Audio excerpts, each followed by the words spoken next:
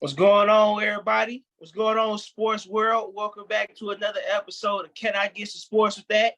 Coming to y'all on this early Super Bowl Sunday before the Super Bowl. As y'all know, we got the Chiefs versus the Eagles down there in Arizona at State Farm Field, man.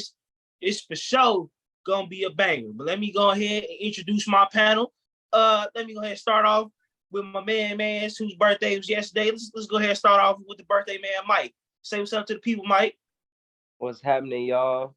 Back at it. Birthday boy here. Let's get it. Next up, you know, we got the always Mr. Smooth and Mr. Consistent Philly Phil. Phil, say what's up to the people. Good, y'all, man. Y'all know what time it is. Let's get to it. And you know, as we all call him, the Super Chicago diehard, man. You know, just the downright diehard. To the end, baby. Got my main man's Chris. Chris, say what's up to the people. What up, people? Y'all already know Shots out in the building for sure. With the Cleveland brothers. You know what I'm saying? Gotta shout out the way. Oh yeah, man. You know why I got this hat on, man. But let me go ahead and get sweet. let me go ahead and get right into it, man. So as we all know, the Chicago Bears have the number one pick. And as you know, we've kind of talked about before, none of us want this. But it's a real possibility that the jersey that man Michael has on, it's the number one, Justin Fields, could potentially be traded and that number one draft pick be used to draft another quarterback. We don't want that. We all want him to stay. We are definitely all on the keep Justin Fields in Chicago train. But it's a real possibility that he could be traded. So with that being said, what will the Bears do with that pick? Are they keeping it? Do they trade it away? Do they trade Justin Fields? I'm going to go ahead and start with Field first, man. You know. All right, so I got an interesting take about this, and y'all might not like this. Because I like Justin Fields. I think he is a baller. But he don't need to be in Chicago, bro. Y'all don't deserve nobody that good. I knew you was going to say that. Y'all do not deserve nobody that dang on great, man. Somebody love and they come back with hate. But here's the thing, though. Here's the thing, because number one, y'all can still get a really good quarterback. But here's what I was thinking about it. You could get a haul for Justin Fields. You know what I'm saying? A haul of picks. Probably get a decent offensive player to put with the new quarterback or defensive player. Like, I think he'll be worth a lot. You know what I'm saying? You know, young quarterbacks don't get on the market very often, especially young, good quarterbacks. It's just a different way to think about it. I know y'all love Justin Fields, and like I said, he a baller. This is not an indictment on Justin Fields at all. It's just that knowing the Bears and knowing that they got the number one pick, you know, conventional thinking usually is something that they don't do. But I could see the pluses if they were to trade Justin Fields. But I personally, I like Justin Fields. Like I said, y'all don't deserve somebody that great. Well, my only pushback would be to you. Well, I got some pushback, Phil. Okay, I know we got the typical Bears, but you know they overhauled the whole front office. We got black general manager, black president of operation. We got guys with actual football knowledge. We don't got accountants running our stuff no more. You know what I'm saying? We don't got business people running the organization. It's actually football people with football minds running it. So I think it's going to be a change in that regard. And here's my pushback to that. What you just said actually helps my point, because now it's a new regime. They can start with a whole new quarterback. And they still early in the rebuilding process too. So new everything basically. Yep. But they not. Yeah, I mean, it'd be good if they didn't, honestly. That being said, I'm gonna go ahead and pass it off to Mike. Mike, man, what are the Bears doing with this number 1 draft pick? You know, I've been back and forth on this for a while now because they not leading off much as they should. You know what I'm saying? They trying to maximize everything they can, so I don't blame them. But I don't know where they going with this now. In terms of what they should do, you know what I'm saying? You already know. I think they need to go ahead. Well, I don't know. I see what these offers looking like on the table because I feel like they're gonna come in crazy once draft night come. But to Phil's point, I feel an overhaul could be coming. It definitely could be. You know what I'm saying? What you say, man? 3 first-round picks? They already moved. Second? You know what I'm saying? They already moved up for one Ohio State QB. You know what I'm saying? They might as well go for the next one because they ain't got to move up for this one. You feel me? So I ain't gonna lie to you. But see, this is my thing though. I don't know if the Bears would draft CJ Stroud. I think if the Bears choose to take a quarterback with that number 1 pick, they taking that man out of Alabama, bro. Like, I just don't see. I don't, especially because it's the Bears and what they would want to try and do. You gonna take that risk on Bryce Young? He a safe bet. He not safe. CJ safe. You seen what that man did in that game against. I'm saying the way the Bears think, like they're not thinking in terms of talent. They're thinking in terms of like, you know, proven. I guess a proven winner. I guess how they would look at it. I personally would pick CJ Stroud, but in terms of what Cardinale's saying, that would make sense for them to pick Bryce Young. But you got to think about what he said. He's not taking a QB. I mean, it could be smoke and flames because a lot of people be talking and they be. Yeah, he said he's not taking a QB unless they blow him away. He said he's not taking a QB unless he blown away. You know what I'm saying? But at the same time, and I'm sorry, the only thing that's about to blow that man ain't blowing him away. The only thing that's about to blow that man away is the type of game like CJ had. In that playoff game, you see what I'm saying? That's something that blows you away. Y'all hear what they are done? Look, I'm not dubbing this man. I've heard this on national TV several times. They are calling this man the Stephen Curry of football, dog, and he ain't even touched the NFL yet. Like, that's crazy. They are really calling this man Bryce Young the Stephen Curry of football. They saying the things he could do with the ball as a quarterback at that size, they saying this is pure magic. Me personally, I think CJ Stroud would hold up for the better of the two. You ask me, I'm probably going CJ Stroud. But from the Bears' perspective, I could see them going out with everybody's, you know, poster boy right now, which is Bryce Young. Because when have the Bears ever drafted, the person that's supposed to be dubbed the NFL's next big thing?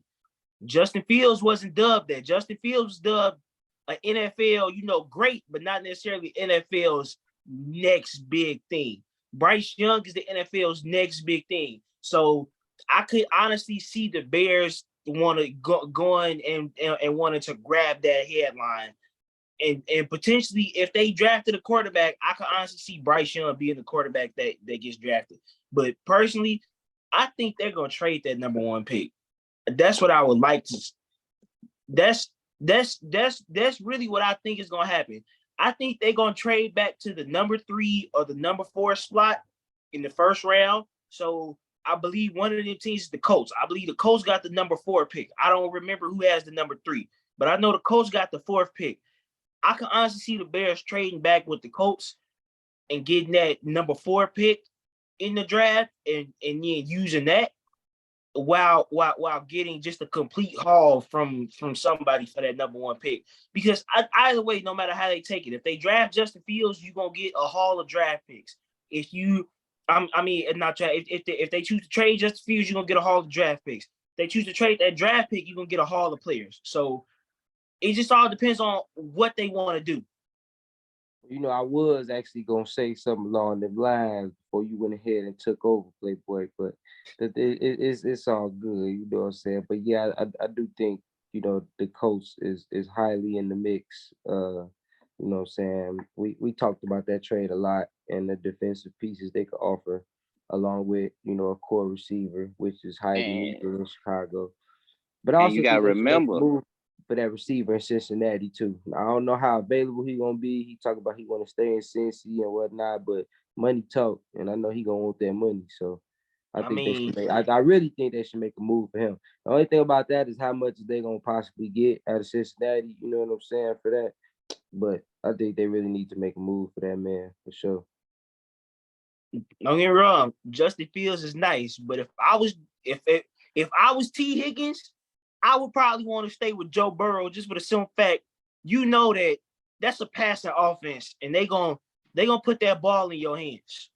It is a pass offense, but I you like also what you're know doing right there, it also Cornelius. you also know that no matter almost I ain't gonna say no matter, but for the most part, in the sense, it's looking like no matter what you do, you gonna be number two, and you ain't gonna get paid like that guy.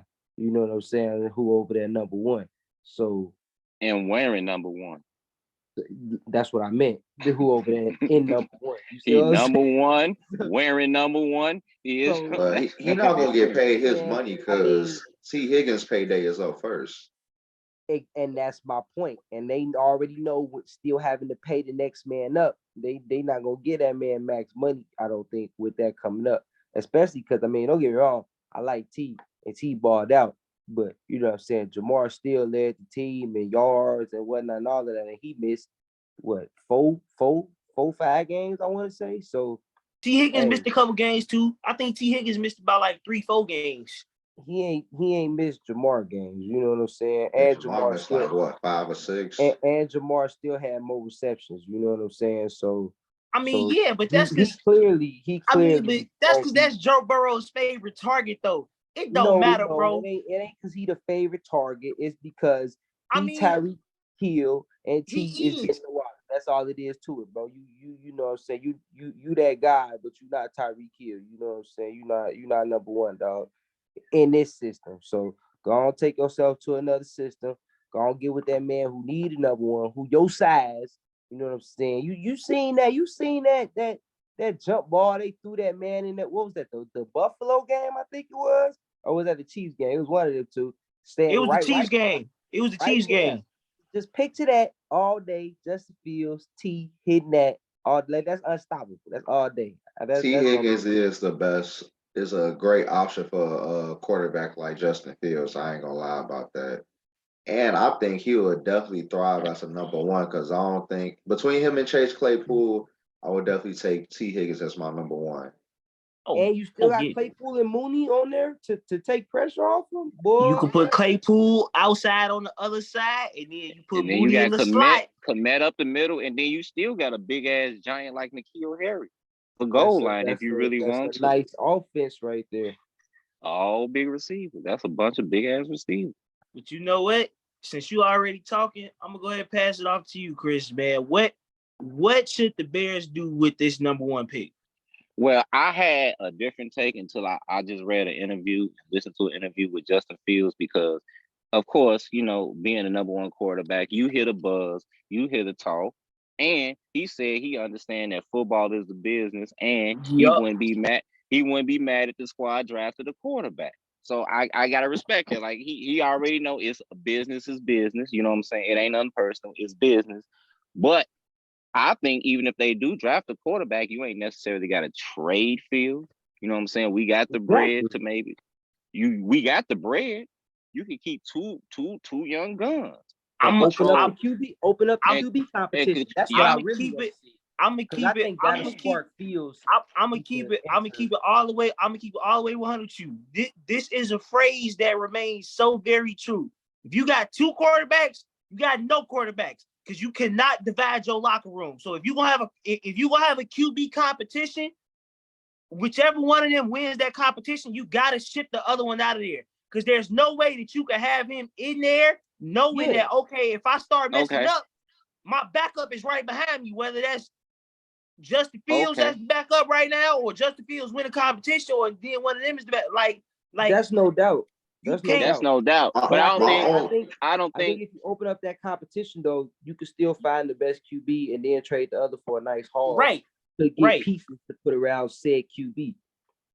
I don't But think this That's is my that's a thing, little that's a little messed up in my opinion. exactly though, because Because Justin already earned that starting quarterback spot, and now he got to re-earn it just because they got the #1 pick. exactly. Like it's not it's because really it's not not. his Hold on. fault that they were 3-14 last year. Yeah, we But get that's that. So, but I but look mean at you it can from look this at perspective. you can say Look the at it from same this thing about perspective. people like Trey His Lance. passing.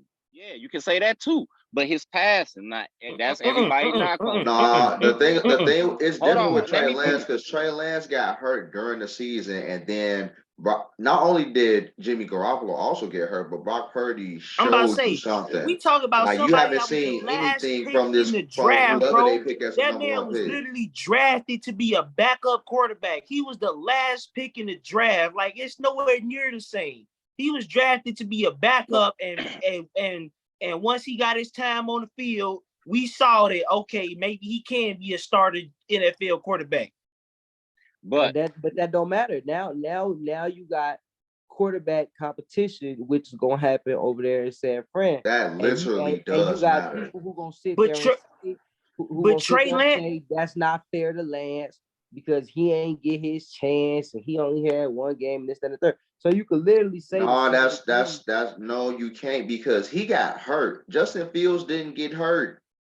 He balled out. He earned his spot. yeah, but at the same Why time, bring as a in passer, another? The because reason why as I a say it's passer, different is go ahead, Chris.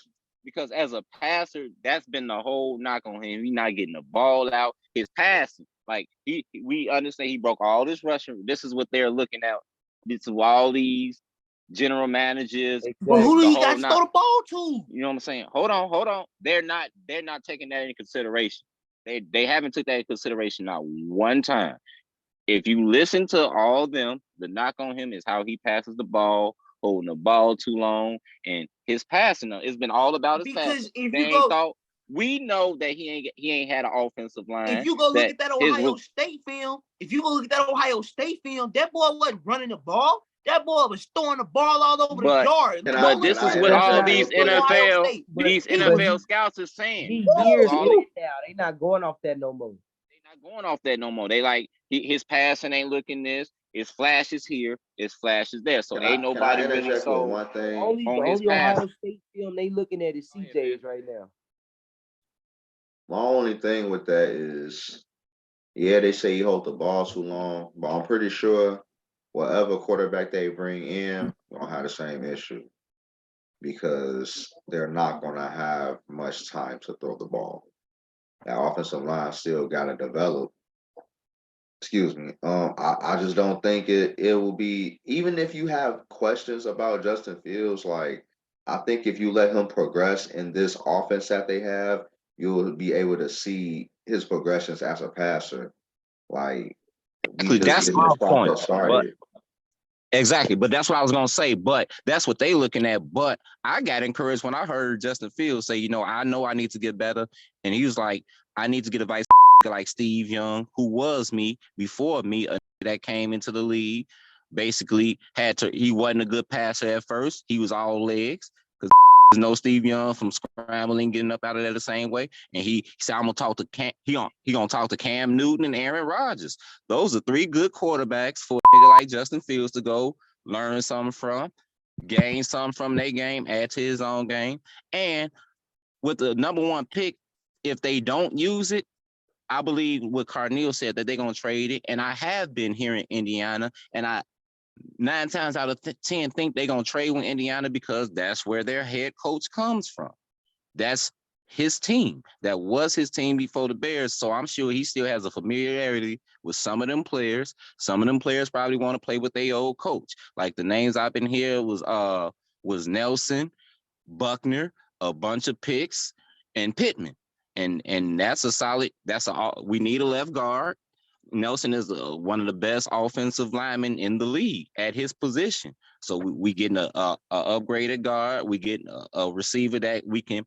I'm not gonna say Pittman is a number one, but you know He could be a that's 1A, and Claypool could be a 1B. Yeah, because him, Claypool, and Mooney with commitments, I think that's still kind of nice. You still getting a couple picks from Indiana that you could still make some moves. You could probably still draft you another receiver, or you know what I'm saying, or get you another defensive person. You know, if they trade with Indiana, the Indiana gonna give them DeForest Buckner. That immediately makes your defensive line better. Where you weak at in the middle, because everybody ran right through the Bears. They was chopped cheese on run defense last year. Like your weakest running back can come in and run against the Bears and average about 10 to 15 yards a carry, like the way they was just giving up rushing yards. So I think if they do trade, it's gonna be a team like Indiana, a team that's gonna get them the right combination of players and picks that they're gonna continue to build with. And it's kind of crazy because I'm so used to the Bears being a typical Bears and having a typical general office that having an actual black front office for the first time in history and having people in the front office with actual football knowledge just got me kind of puzzled, because even though I got my own feelings of what they're gonna do with the move, the way Poe's been making some moves that's just like he turned 3 picks last year into 11. So like this man always be cooking up some moves. So I just see that man sitting back with a big old fat cigar, just waiting. Everybody calling his phone. He just waiting. He just waiting. He chilling. Because like I said, whoever want that number 1 pick, you know you want a quarterback. If you want a quarterback, you know you gotta come. You already know you gotta Pose won't picks. You gotta come with that. If you gotta have that offer right. So I'm just you just gonna wait on the best, and I think it's gonna be blockbuster. Whatever he do, it's gonna be blockbuster. Watch out for Washington. Watch out for Washington, because they got a lot to offer. They not sold on what they're gonna do about Chase Young yet. You know what I'm saying? And so he could be on the table. Now Chase, any of Washington, any of they defensive linemen, we'll take any of them. We'll take Jonathan Allen, Jonathan Allen. Right? Hey, you can say all of them. They can all be. And we'll take Terry. Y'all want to rebuild? We'll take Terry. We'll take Terry. No problem. We'll take all. If they just want to give us just them 3 defensive linemen alone for their first round pick, I swear. You tripping. We gotta have Terry in there. You gotta have Terry in there. Oh yeah. Jonathan Allen, give us Terry. Terry. You gotta have Terry in there. So let me ask y'all this then, as Chicago fans, what do you think would be the best offer for the pick? Like, what would y'all be looking for? Scratch the pick for either the pick or Justin Fields. What would be a good offer to y'all? So I like the Washington situation for the pick, me personally. But I also think, man, I think people got to look at, and I think the Bears is looking at the Philadelphia Eagles right now. Yeah, because what they gonna don't they got that third pick in the draft? Isn't it them with the third pick? Because the Eagles got somebody picked. Well, yeah, but it's not even just that. I mean, in terms of what they gonna do with their own pick, because the Eagles just did this essentially with Carson Wentz and Jalen Hurts, you know what I'm saying, a couple years ago. Everybody thought they was just going to stick with Wentz and this, that, and the third. Then they went and drafted Hurts, and nobody, everybody was surprised. So, well, I ain't going to say everybody, but a lot of people were surprised. I wasn't surprised. Hence why I said I'm not going to say everybody.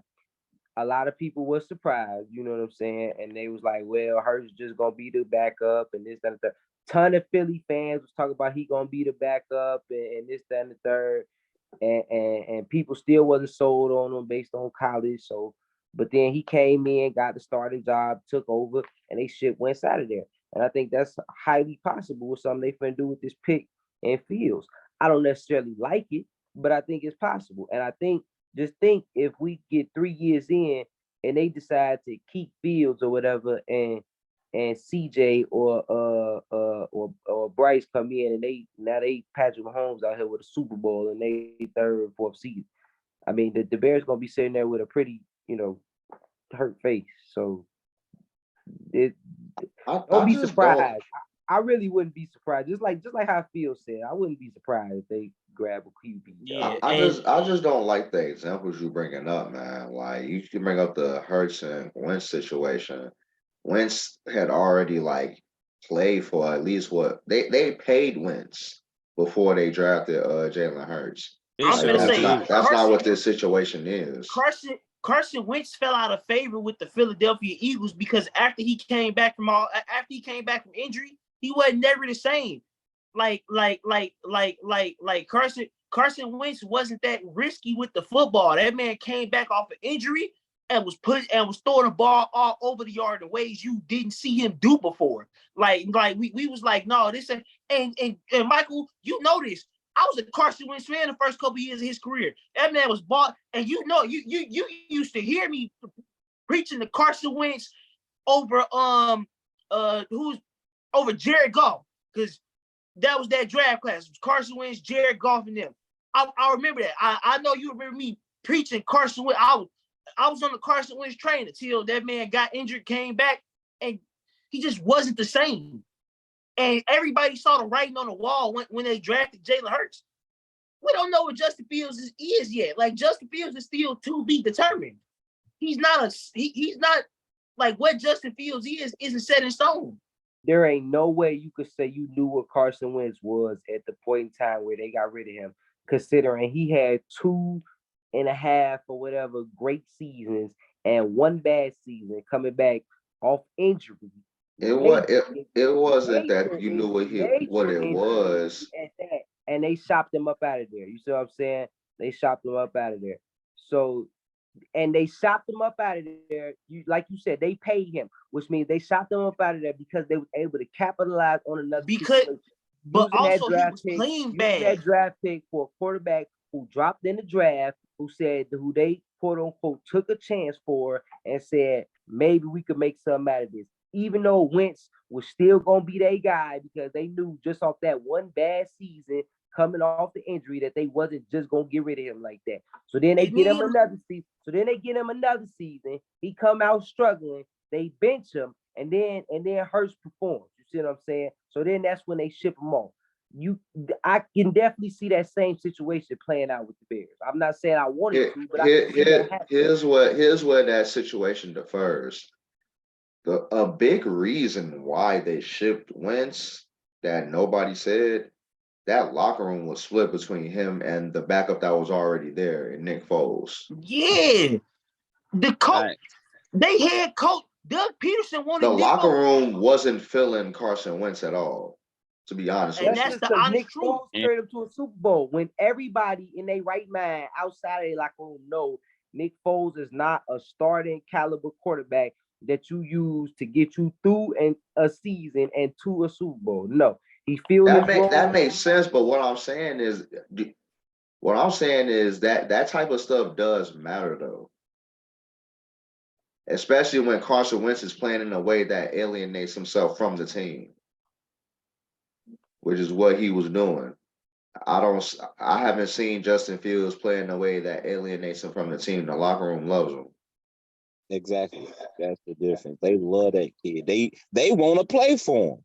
If anything, like that's what the Bears have to factor in too. That's why I don't think he's going nowhere, because the whole team want to play. That's the team has selected him as their quarterback, and I think he know that. The team. The only thing I can say that is similar to this situation, and even that isn't even similar, is the whole Arizona Cardinals situation when they. I was about to say that when they got Kyler Murray, I was going to bring that one up too. When they had Josh Rosen, they went back to back. But the problem with that, the problem with that is that Josh Rosen was so horrible. He was garbage. He was literally the reason why they was able to draft Kyler Murray. He was bad, but Fields' first season, I mean, a lot of people had him on that caliber of bad, bro. People was questioning him all kind. Bro, stop it! Don't act the whole world. They did, but he proved them wrong the next year.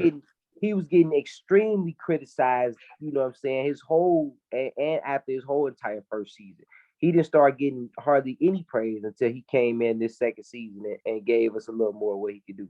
And that, you know what I'm saying? I feel like Arizona, was just a step ahead. I feel like Chicago gonna look at that Arizona situation too. Like, we got this pick now, we might as well take this QB. open up this competition. And if he don't come out balling, we finna ship him off. They wanted to I can step really see that ahead. happen. But all the Josh criticism that he got. Y'all didn't even realize Josh Rosen was originally drafted in Buffalo, wasn't he? Then he got traded to Arizona. No. Buffalo drafted Josh Allen from jump. He was their original pick. Josh Rosen was that original Arizona pick. Yeah. They drafted him number 2 in that draft. Yep. That must have been another pick then. But yeah. But my thing is, he played horrible and you saw no improvement.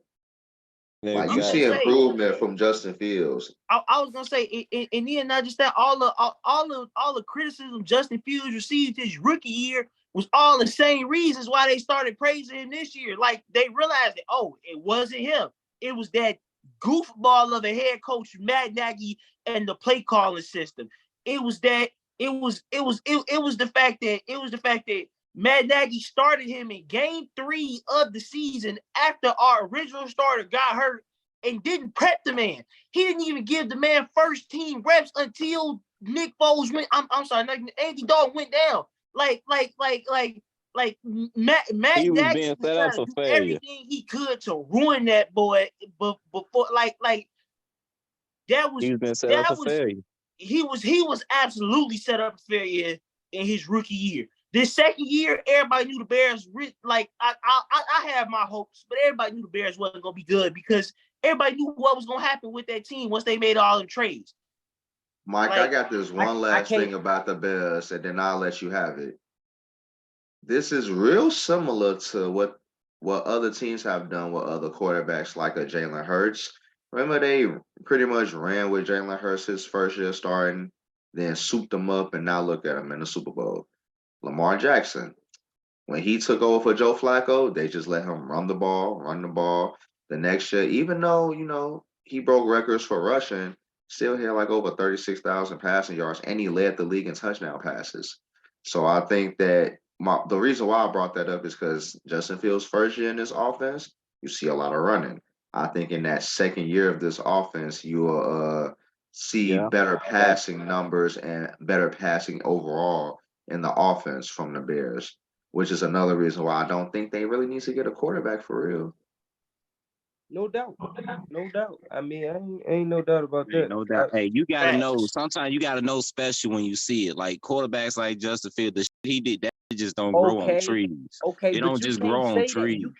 You can't say that, Chris, and then think that they just gonna pass on this number 1 pick because of what you just said. If they think one of these QBs is special, but they taking them. Like you can't pass on that. Yeah, them boys is special. Facts. And while we're talking about special QBs, there's another quarterback in the NFL that is also special by the name of Justin. He also goes by the nickname J Herbo. Everybody knows him, Justin Herbert. He now has a new offensive coordinator in Kellen Moore. So my question is, was this the right move for the Chargers? Was this needed? I'm going to go ahead and start with you on this one, Mike. Don't start with me. I'm going to ask you. I want to know from you, Mr. Dallas Cowboys. Kellen Moore. I want to know, was this, tell me, was this the right move? I'm saying, you know who called this, sir. It is absolutely 1,000% the right move, dog. Like I'm gonna tell you unequivocally why this was 100% the right reason.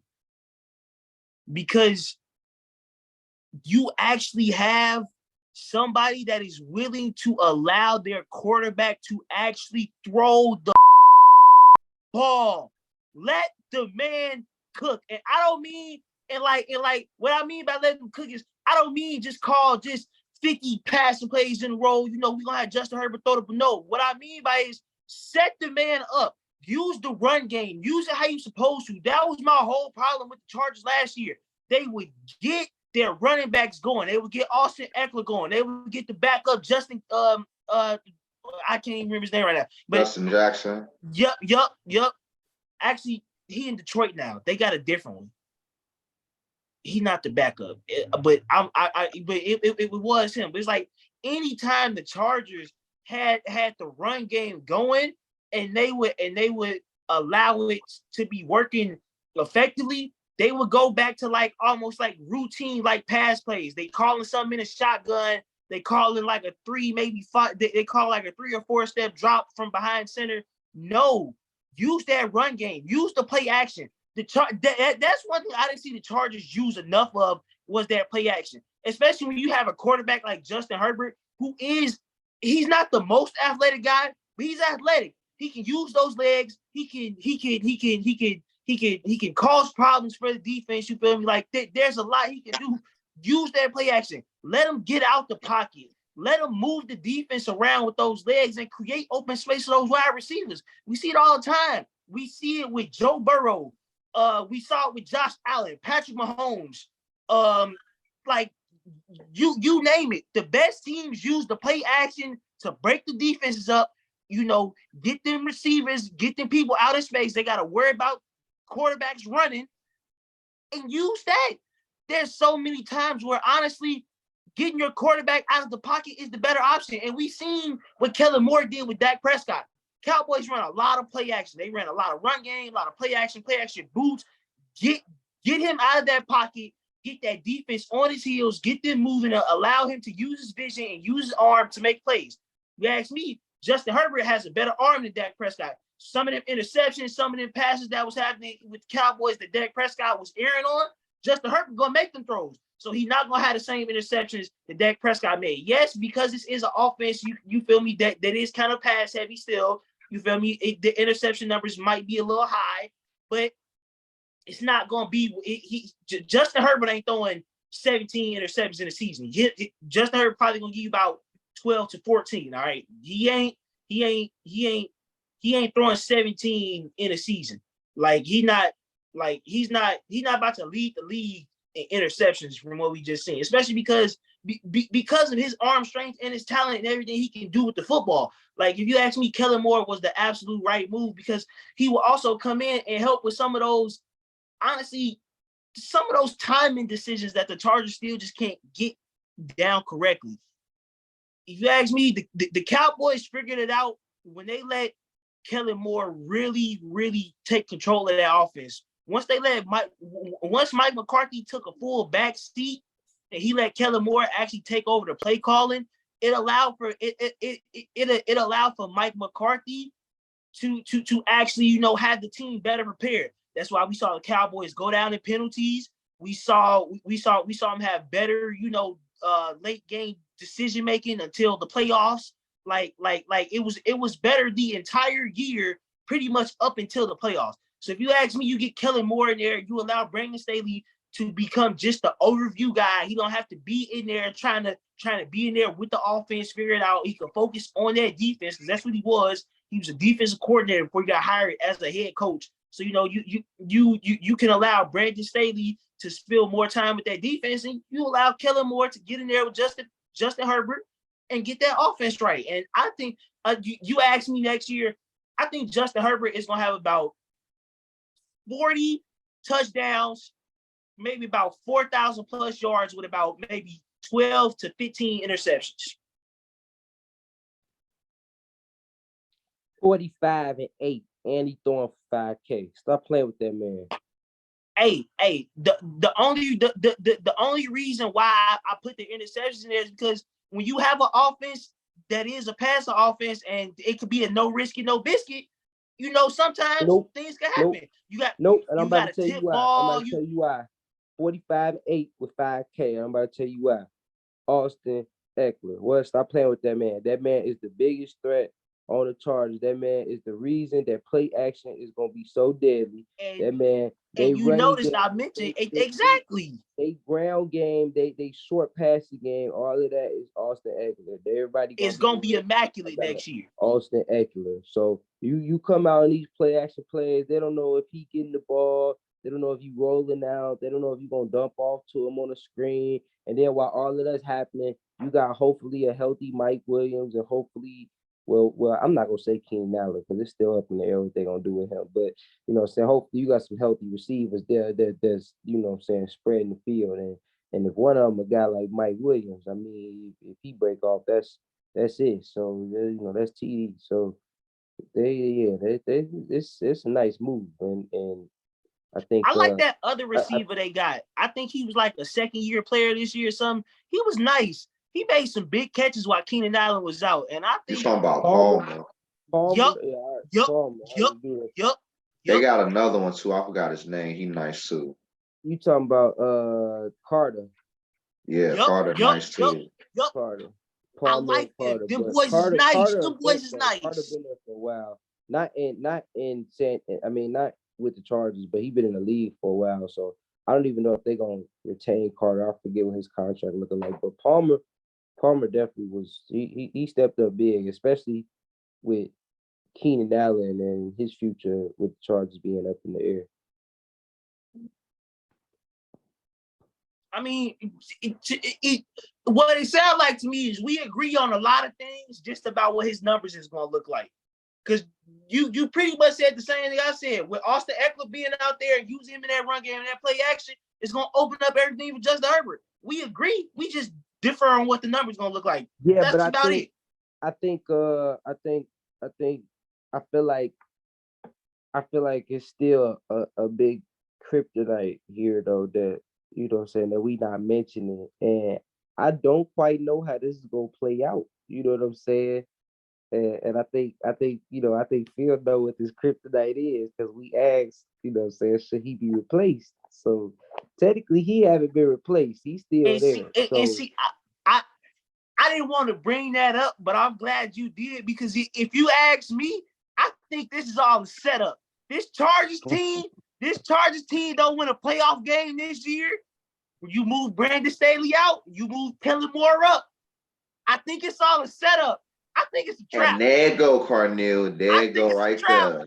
That's what I wanted to hear. That's exactly what I was about to say. This is Brandon Staley's last chance.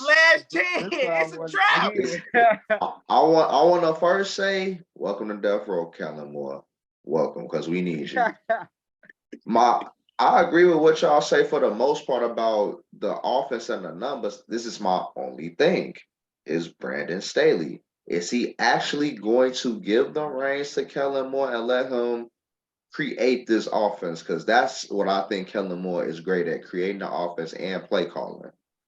I think that it will shore up because I think he aggressive when it comes to fourth downs. He's not conservative in that regard in the slightest. So, but he's smart though. He knows when to go for it on the fourth down. Kellen Moore ain't gonna go for it on 4th and 3 when you on your own 38.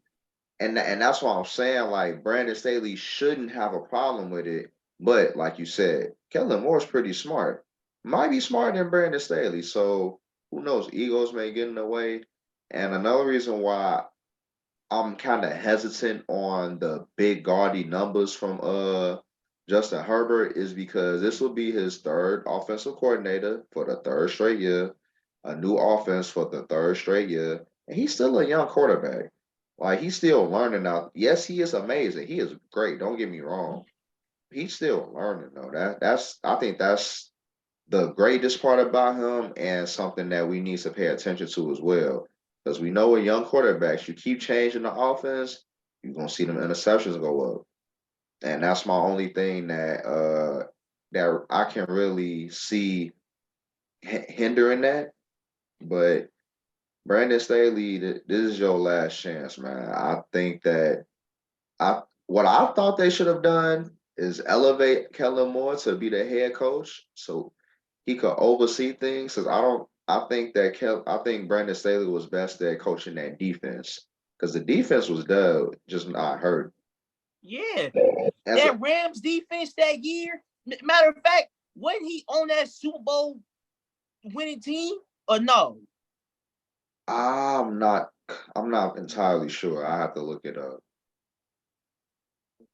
But I know that's definitely what his calling was. And in terms of the future for Keenan Allen, I think he'll still play this year. After this year, however, I'm not sure because I think he's still under contract. But I would like for him to figure that out. I thought he had one more year. I thought they were saying something about the Bears should trade for Keenan Allen when he become available too. Yeah, that'll be technically Chris Phillips, right? He got one more year left. It's just right now ain't nobody available for trade because the Super Bowl and everything is still going on. Ain't nobody gonna be available for trade for at least probably like another 2-3 weeks. But yeah, I think they need, in order to maximize what they got right now with Justin Herbert, they need to do whatever they can to keep Keenan Allen at least past next year. Because I think a second year in this offense under Kellen Moore, you're gonna really see the greatness that Justin Herbert has to offer. You know, this is funny because this situation reminds me a lot of that Cleveland Browns Baker Mayfield situation, but it's not on the quarterback. But you got a young quarterback. You got a young quarterback. This is his third time having his offensive system changed around. You feel me? He's talented. You can make it work with him, but the question is, like you said, Phil, there is a possibility that, hey, Kevin Moore could be the right move, but just too many changes of offensive system. You never know. Justin Herbert could potentially have a down year just because it's just like that's always a possibility. It's a very small possibility because we all know how talented he is, but it could very well, like, this could be just one of those anomaly seasons where it's like, all right, he had his offensive system changed a little too much. He had to get used to it. This is an anomaly. It won't stay the same. But like it reminds me a lot of that situation. Is just without the pressure being on the quarterback, the pressure is on the head coach instead. So it's like it's like this reminds me a lot of that because like I honestly I think they should probably go looking for some younger talent at receiver. Like, don't get me wrong, Keenan Allen's nice. But Keenan Allen, he is getting a little up there in age. That's he why has I said been I injured. don't know what his future gonna be. Yeah. He's been very injury prone. Like, I think if you can get 2 healthy seasons out of Keenan Allen, I think that will maximize the potential that team has currently constructed. But I want to speak on this down year though, because I mean, essentially, you know what I'm saying, Justin Herbert just had a down year. You know, a good year, but a down year. He only had 4,000 or 4,700 some yards as opposed to the 5K he threw the year before. That's down. Touchdown numbers was way down. I think he only had like 25 as opposed to like the 30, what was it? 30 some, close to 40. I want to say 38 touchdowns the year before. That's down. And this was actually his first year throwing anything under 30 touchdowns. So that but down the year, biggest reason for go ahead. That down year with them changes that y'all speak of, I feel essentially already occurred. So I'm not saying it's not possible, but I feel like that just happened. So now with this new one, it's going back up. And I think especially with the one they chose, long as well, I'm not even gonna say long as Brandon Staley don't get away, because I don't think Brandon Staley is gonna get in the way of what Justin Herbert gonna do. I think he gonna get in the way in terms of their success, you know what I'm saying? As a team, yeah, yup. So I still think he gonna, be back to his 5K, 30 plus touchdowns. He might even, hit 40 plus touchdowns. Like I said, I got him 45-8 with a smooth 5K under this Moore offense. Because I mean, he had Dak out there. People were saying Dak was, the best QB in the league under him. So they have a number 1 offense last year. Hey, they have had a top 5 offense Mike McCarthy, he knows where not to step in though. Like he a good coach. I mean, he get a lot of flack from people, but he do know where to right. It wasn't more so about him knowing when and where to step in. It was just a lot of the other stuff, like the fact that for his first 2 years with the Cowboys, they were like a top 5 penalized team in the league.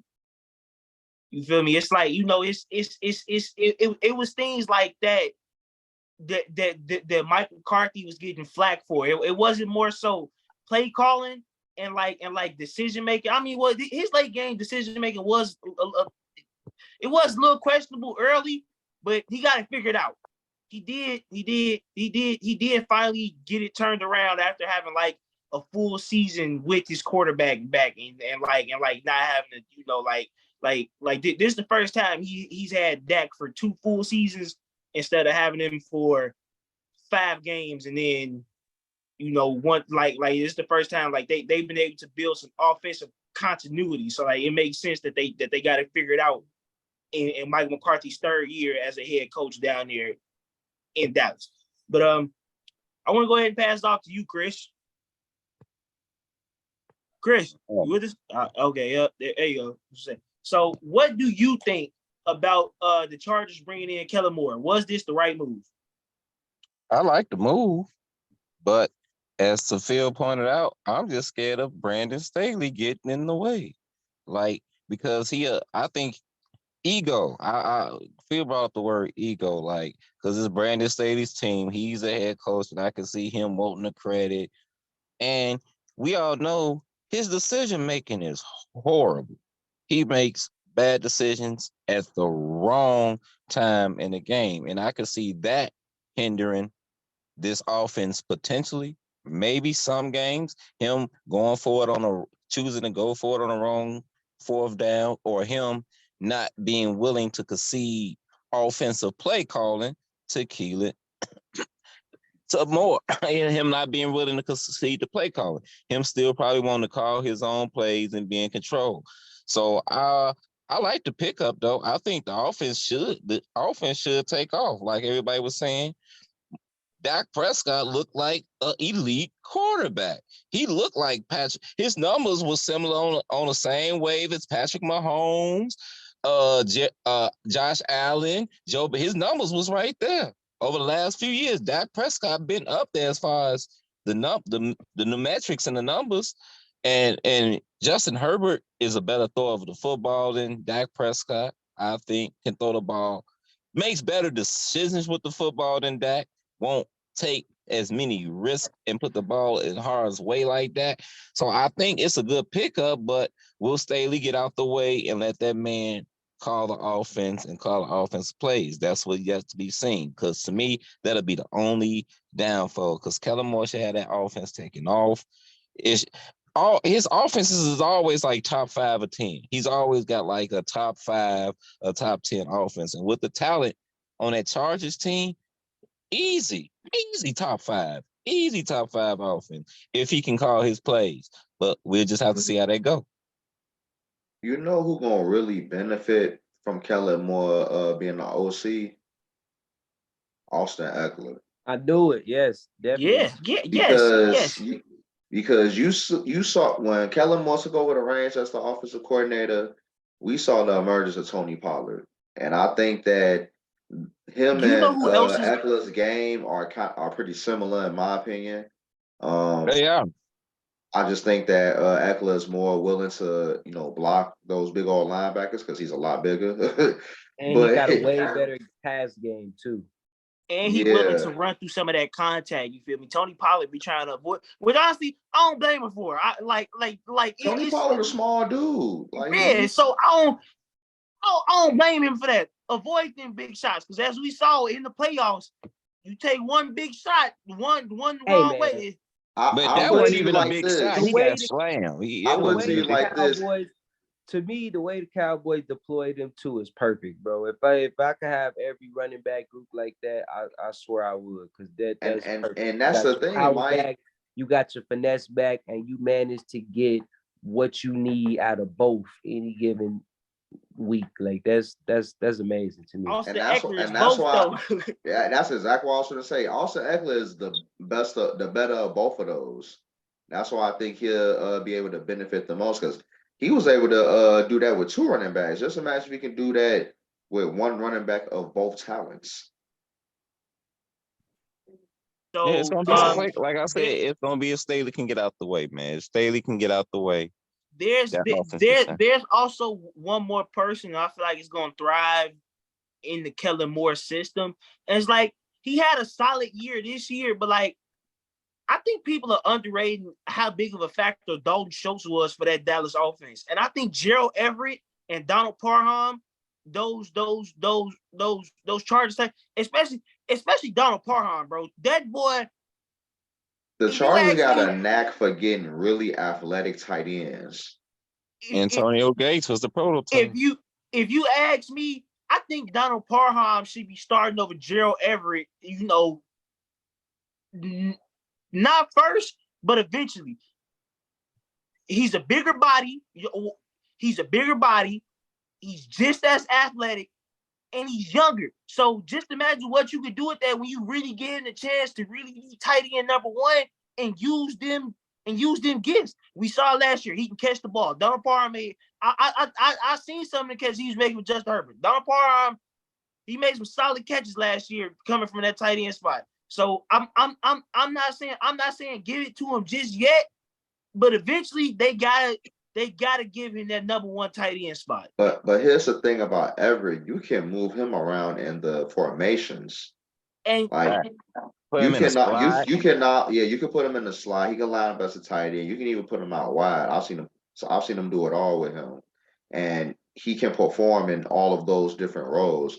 I mean, he good and all. It's just that, you know, he's good as a tight end. That's why I feel like they should keep them both and just utilize them both. Yeah. No, I'm not saying get rid of them. I'm not even saying like not utilize. Like if anything, what I'm saying is I think the Chargers should do a lot more with like two tight end formations and just getting both them dudes involved because they got two dudes at tight end. Like honestly. You take Donald Parham and you put him on a different team or a team that needs like a tight end for real, that's tight end number one. So like, but they always been good at picking tight ends. They had Antonio Gates for eons.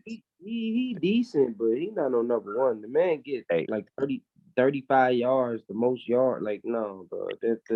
No. Hey, the Chargers made the I think what we did find out is that the Chargers gonna have a lot of mouths to feed next year, and they got the perfect man to feed them. He a good blocking tight end, and he a big target, and that's what you use him for. And that's honestly that's it. That's all, bro. Chargers need to use more two tight end sets. To your point, because they do got Everett, and you can move him around so much. So you put them out there, you know what I'm saying? He essentially another receiver. And then you got the other big tight end who gonna sit there and block for Justin Herbert. And he one of the only people that could stand in front of Justin Herbert, and you ain't gonna see Justin Herbert. So you put him out. Like, see that's also why I like that's another reason why I think like it is what you said. It's the fact that it's the fact that he can block like that, and he is a big body. All right. You ask me, okay, Donald Parham could be like the Black George Kittle. They just got to give him the opportunity. He's not athletic like George Kittle. He bigger than Kittle. Is not as good as George Kittle, so he can't be that. He's not as athletic as George Kittle. That's because he's bigger though. He's much bigger than Kittle. He Noah Gray for the Kansas City Chiefs, dog. Like he feel his role, and he better than Noah Gray.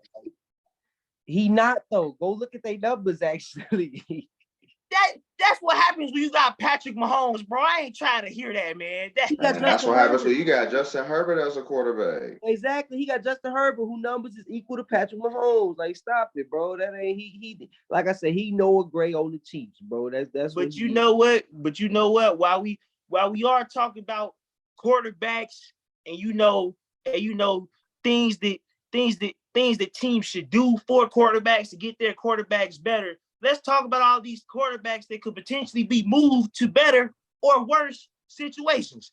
All right. I'm not going to go too deep into it. I'm not going to go too long, but we got Aaron Rodgers, number one, Derek Carr, number two. All right. Everybody knows that those are the top two things. All right. Those are quarterback option 1 and 2 right now in terms of potential free agency moves and you want to throw Lamar Jackson? Thank you. You hold on. Okay. Lamar Lamar is up there. But let me tell you why it's not exactly what it seems. Because technically, Lamar still got 1 more year left on that contract. All right. He is. They were trying to sign him to an extension. He wasn't necessarily just a full free agency. And they talking about franchise tagging him, dog. Right. That's another thing. They gonna throw the franchise tender on that man. So they franchise tag you. He ain't going nowhere. No, like I don't see the Ravens just letting Lamar Jackson walk up out of here. So, but they already said they open to trading. They literally just said they opening up trade talks to them. Right. Okay. Which is stupid, but still. All right. So I even heard they should trade Justin Fields for him. Derek Carr. I thought Fields was gonna say that earlier when he was talking about getting rid of Fields. That's literally the move I thought Fields was gonna say. You got. Chicago ain't gonna know what's, like I said, they didn't deserve a great quarterback. The Lamar Jackson is a great quarterback. They don't deserve him. They ain't gonna know what to do with him. So they go pay him. I know that. Let's see. Man, they ain't want to pay Roquan. Stop that. Oh, but the Bears pay quarterbacks, dog. They gonna pay him. I was gonna say they pay backup quarterbacks. That Mike Glennon contract. No. The Bears pay. Cardinal, why you have to do that, Cardinal? Why you have to bring fam up, bro? Why you have to bring fam up, Cardinal? Backup quarterback that they pay. If you play QB for the Bears, whether you start, whether you back up, that's not whether you don't even get no because remember the Bears broke off Jay Cutler too. That was the whole reason we got. Remember the Bears paid Jay Cutler that big bread too, and then not just that. Remember when Jay Cutler should have been out the door? They gave him one last contract. What you mean, bro? Kyle Orton, bro. They break him off. Exactly. Bro, the Bears break off quarterbacks. Those contracts they broke off of Kyle Orton was chump change. If you come to the Bears, it was looking back at it, no. The money was probably too much for a quarterback like him. But in all actuality, they did. Nick Foles, bro. We gave Nick Foles $40 million. Okay, in the case what Cardinal said, we gave Matt Glennon $118 million. They give out money like that. They're not finna give out. Lamar Jackson won $250 million. The Bears ain't never paid nobody that kind of money. They'll pay him that. I bet they would. I mean, if they trade for him, then obviously, that would make sense. They better pay for him. So this is my question, right? With Lamar being up there, you also got Aaron Rodgers, Derek Carr, Jimmy Garoppolo. Those are the veteran quarterbacks that everybody is really trying to go after. And Kyler Murray, may or may not be on the table. It all depends on what Arizona decides to do, because there was rumors at one point that they might think about putting them on the table on draft day, or they might keep them. So, there's some stuff swirling on down there around Kyler Murray, you feel me? And that's a team to look at too for Chicago. Who knows what exactly is going to happen. But with all these free agent quarterbacks, what do y'all have happening? Who is going to at least a better situation or a worse situation? I'm going to start with you first, Chris. Oh, I'm gonna say, that's a good question. I'm gonna say a dude like Aaron Rodgers gonna finesse his way into a great situation. He probably gonna get his male boyfriend love receiver back. He probably gonna try to finagle his way to Las Vegas to play. Devontae already calling for him. Devontae and already he doing house shopping. He went out shopping. He already went out. Hey, bring Aaron back to me. Give me Aaron back. He already calling for him. But the one that I'm curious about is Derek Carr, because when I try to put him on the team, it's hard for me to I got a team for you, Chris. I got a couple teams. I got a couple teams for Derek Carr. I got a couple and the team that I kept coming to my head, I don't know if y'all thought about it, was Tennessee. I don't know. I kept seeing Derek Carr and maybe in Tennessee, but Tennessee got a little youngster. They got Malik Willis over there. They're done with him, bro. They're not. Yeah. So so I don't know. I didn't see Derek Carr. Then I was trying to like if Lamar actually moves, where would Lamar Jackson move? And they were talking about teams like maybe Miami and things like that. And I was like, holy you put Lamar Jackson in Miami. Wow, that's like a Track Tyreek me. Hill, Tyreek Hill, It's Lamar gonna Jackson, not sound. to mention It's a gonna sound like. backfield It's gonna sound like the Indy 500. All you gonna hear is all day. Zoom, zoom, zoom. So Like track me, dog. track meet all day. Like, how many points will that team like average? Not saying they're gonna win every game, but like how many teams you gonna need at least 35 to beat that team? At Hey, least That's how 35. much Chris. you need. Hey, That's how much you Chris. needed this year with two at quarterback. So with Lamar, Hey, Lamar gonna throw the ball up and be like, first one to the end zone Yeah, wins. first one to the end. Facts. Hey, and he Facts. gonna be running to it too. Exactly. Like, he gonna and be then he right got a there with him. backfield. Then that backfield is nice. I'm like, wow, Lamar to the Dolphins, but That backfield is not nice, Chris. No, I it's not. got some No. car I think they speculation. nice. I think they nice. Raheem Mostert and Jeff They Wilson are okay nice. at best. They fast, but they okay at best. I But got like, some I got I some don't know. serious But car with the rest of the speculation. weapons, with Lamar Jackson, that's like you said, track meet. You got speed everywhere. You got like running backs that can line up and be just as fast as receivers. That's like insane. That's like insane. And then I see maybe Derek Carr to like maybe San Fran, possibly. Will San Fran try to get another veteran? You know what I'm saying? Some, you know. I'm not you saying but just the thought, put it out there. You Nope. know, do San Fran try to get them a quarterback, or do they stick it out with they young guns? They got two young guns. So San what do Fran San got their Francisco do? quarterbacks. You know what I'm saying? Because if you take my thing is San Fran was a quarterback away from probably being in the Super Bowl. They They couldn't play the quarterbacks Eagles got because You they hurt, ain't had think no Chris. Derek Carr is quarterback. that That's all I'm quarterback? saying. They got their quarterbacks. All their quarterbacks got knocked out. They all So got maybe hurt they in want a some type of quarterback that way. not gonna get Every, knocked out or broke. Maybe they want a durable every single quarterback. You feel quarterback me? they had, Chris, got hurt. I So got instead of a some car quarterback that get knocked speculation out, though. they got a quarterback that's gonna knock them out the playoffs. I got some car speculation for y'all though, for real. But yeah, I that's my do too, take on though. it. You know what I'm I saying? do I too, don't though. know. So I'm gonna go ahead and let you go, Mike. I'm gonna go ahead and let you get yours here before I go. So it's gonna sound kind of wild. I know it is. And you know what I'm saying? People might not agree with it, but I think it's highly on the table. And the way things is looking, I really think it might happen. But man, I think Carr gonna hang it up, bro. I ain't even gonna lie to you. I think Carr gonna hang it up, bro. I do. I didn't think that at first, but as the off season stuff started to progress, I think Carr gonna hang it up. Now, and part of the reason I think Carr gonna hang it up, you know what I'm saying? Carr about to be 32. You see what I'm saying? By the time next season start, he'll be 32. So 32, you know what I'm saying? Quarterbacks got maybe 4 more years left. You know what I'm saying? So I think he'll play for one more contract. You know what I'm saying? I think that's possible. You know, the little 4-year contract, play till 36. But I also think it's highly possible that he hang it up right now at 32. And you know what I'm saying? I think that's a lot in play of how things played out with the Raiders.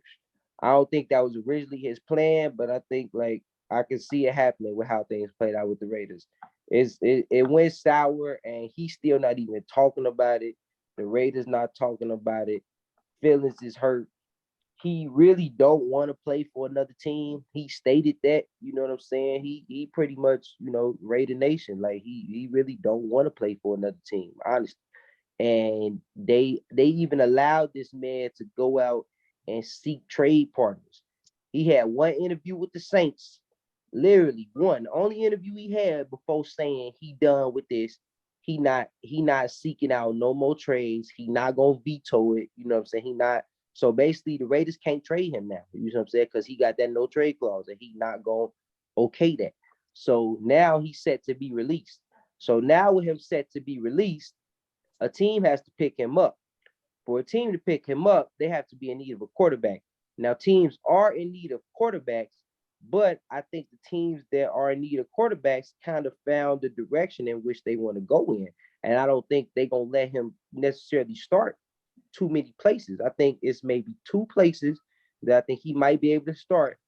And I feel like he ain't gonna want to go there, honestly. So with that being said, I think he really gonna hang it up. You know what I'm saying? And I mean, I don't want to see it. I think he a good quarterback, and I think he could start somewhere for sure. But I think he might just hang it up. You know what I'm saying? Especially with Tay running him out of town too, with Tay calling for Aaron Rodgers already. He might. Hey. I got a few spots that Derek Carr could go to, and teams is in need of some quarterbacks because they have no direction right now on their future at all. Number one, being the team that just lost the GOAT, the Tampa Bay Buccaneers.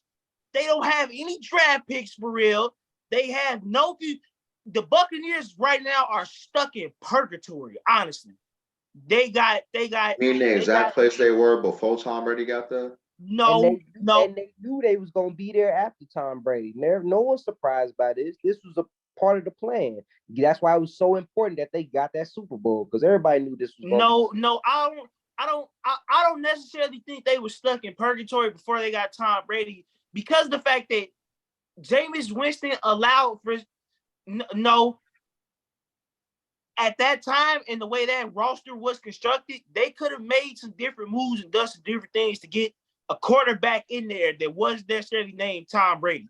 Okay, they were just waiting out because it's the first time Tom Brady was a free agent in his career ever. Everybody wanted to see what Tom Brady was going to do. You feel me? It's not quite the same as it was before Tom Brady got there, because they still have options and other things they could have did. It's not necessarily the same case. They don't really got no tradable assets. You feel me? Except for them receivers and that defense. So the only thing I can see them doing is blowing it all up, which I don't think they're gonna do just yet. Which is why Derek Carr to Tampa Bay could be a real possibility. Another possibility: the New York Jets. The New York Jets feel like they are a veteran quarterback away from being a real competitive team. Who knows? You put Derek Carr on that team in that system with them, you never know. You could catch lightning in the bottle. You feel me? I'm not saying it will happen, but anything's certainly possible. You also got the Carolina Panthers. They aren't sold on Sam Darnold. They don't really have a backup option. They don't necessarily have a draft pick either. You also got the Colts, because the Colts don't know what they want to do with their draft pick. They don't know if they want to trade it. They don't know if they want to use to draft a quarterback. They don't know what they want to do.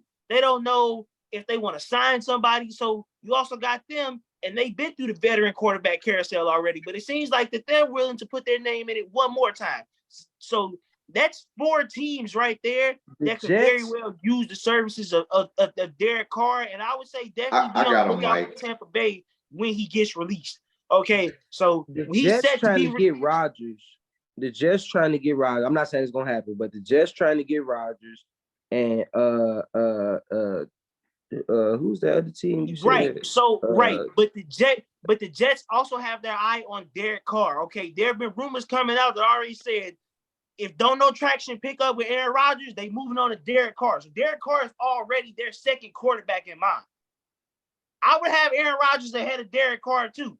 But if I couldn't get Aaron Rodgers, I'm taking Derek Carr as a very close second. Like, I don't know. Like, they don't trust Zach Wilson. Obviously, they feel like he needs time to develop. They like Mike White, but they don't necessarily want to put it all on Mike White's hands. You feel me? So they kind of iffy on him. They want Aaron Rodgers, but Aaron Rodgers, for all we know, could be headed to Las Vegas to the Raiders to go play with Derek Carr. So I mean not Derek Carr, to go play with Devontae Adams. So Derek Carr is on a lot of teams' radars.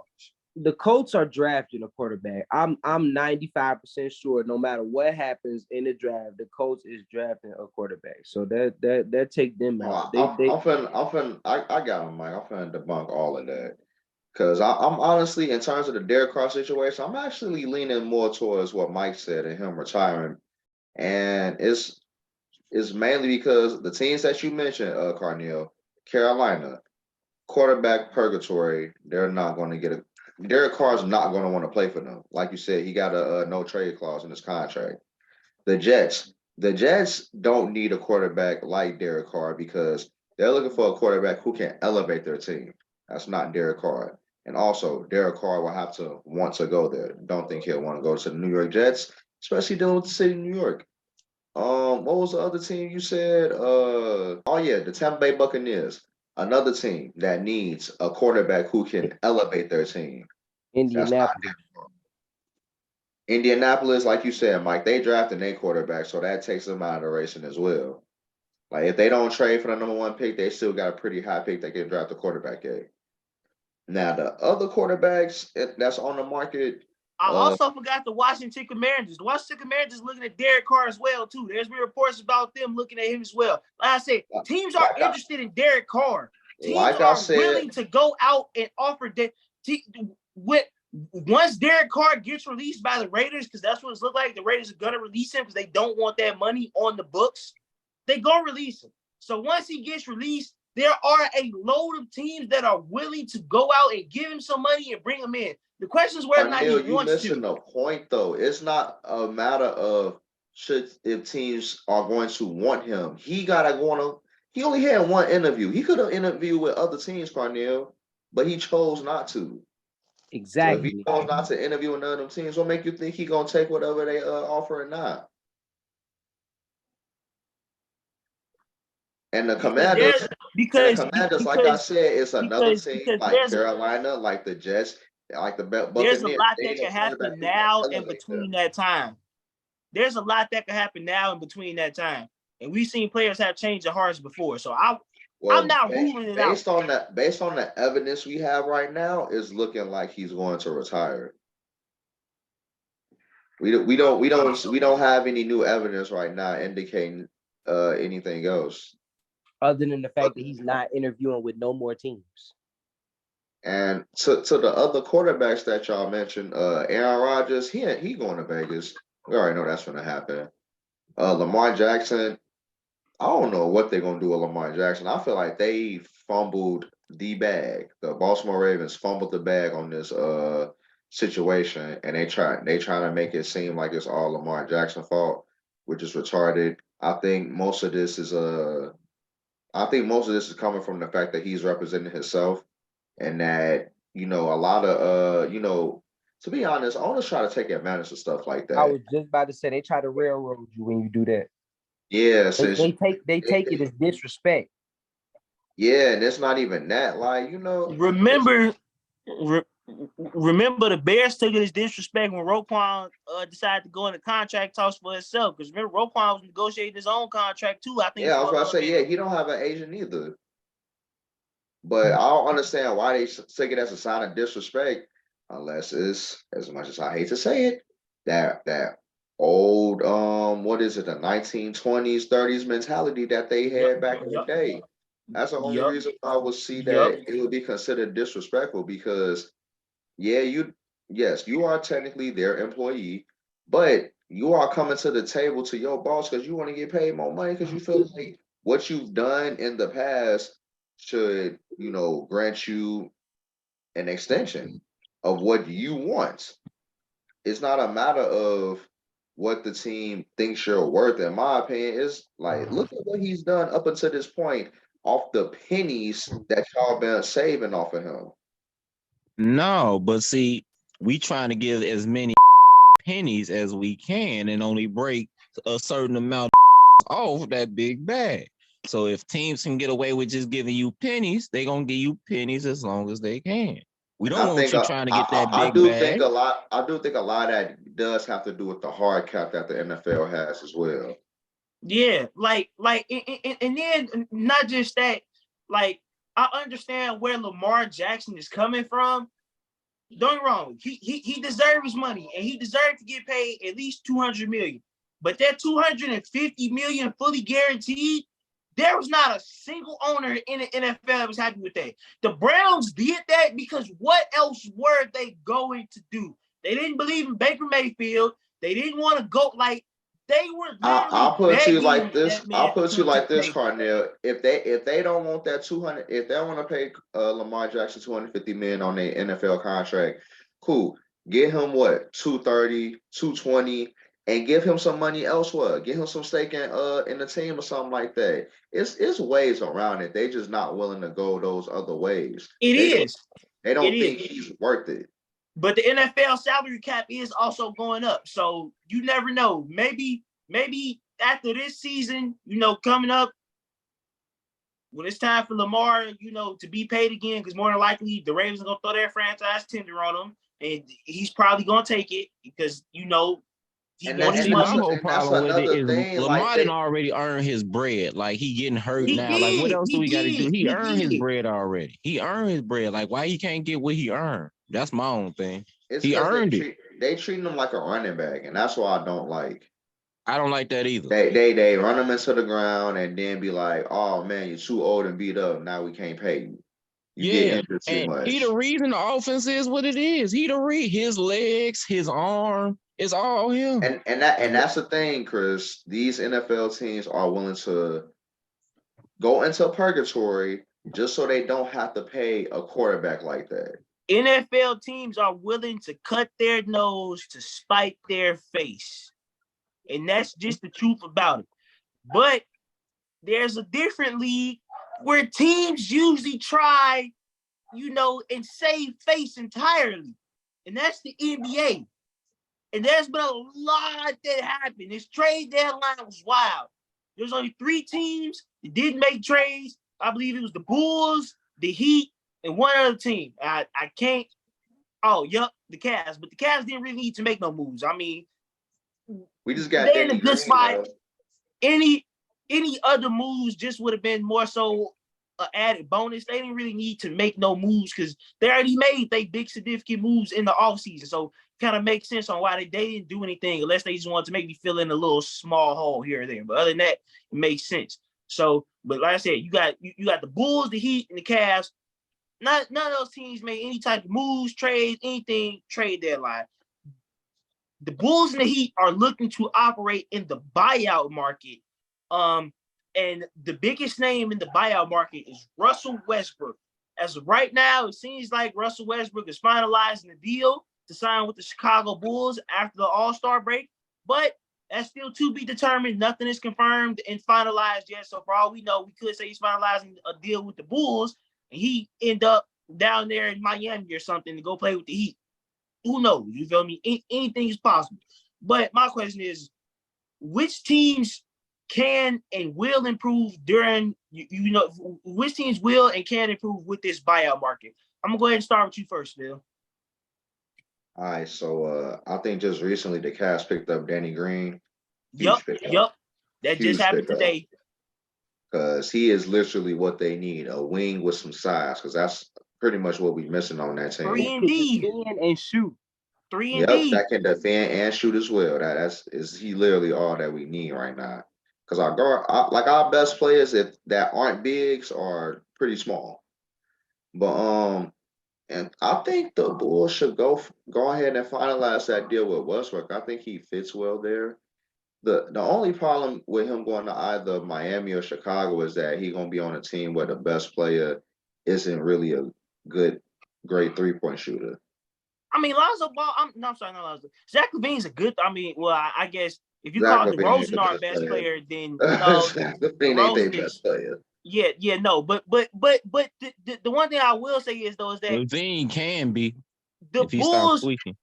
The Bulls have shooters though. We might not have the best shooters, but we got some shooters. Both teams got shooters. We got shooters too though. Yeah, both teams got shooters, but that's what I'm saying. No, if you go look at Miami 3-point numbers, and technically Miami don't got no shooters. Technically, that's because Miami shoots a lot of 3-pointers. Right, I'm about to say no.